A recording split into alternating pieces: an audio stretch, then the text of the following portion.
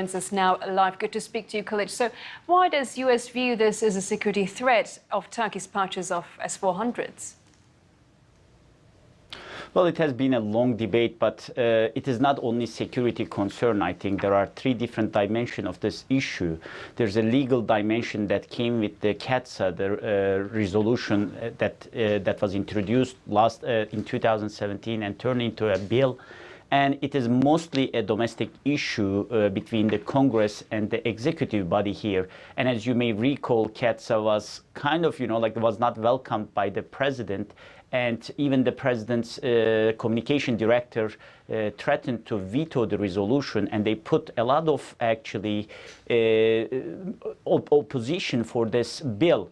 And secondly, the issue has something to do with the domestic problems between the Congress and the presidency, in the sense that since the campaign, actually, President Trump wants to improve relations with Russia, and the Congress is trying to do its best, actually, to stop the improving relations between the United States and Russia at this point, at least by the president. So it has become a domestic issue here, and later it turns out to an economic issue as well. Yes. Yes, Kilic, last phone conversation Trump and Erdogan had, they plan to meet at the end of June. Do you see that happening? And if they meet, do you think these crises can resolve?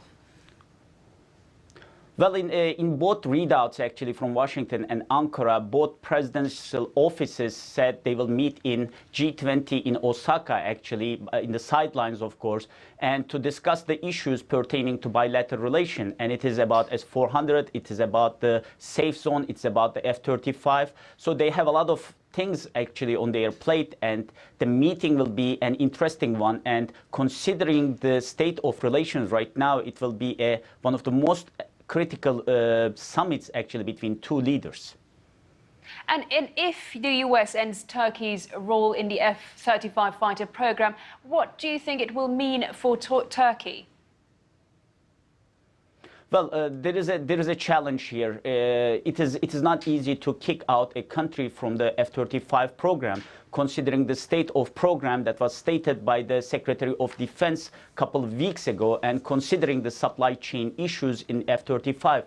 It's already delayed. It already cost more than the expected cost that was estimated at the beginning of the program, actually. So this is a challenging issue. But if in Turkish side, in numerous times expressed that it will continue to fulfill their responsibilities in F-35 programs, but if in the issue of a kick-out, probably they will look for the alternatives to cover the requirements of their Air Force.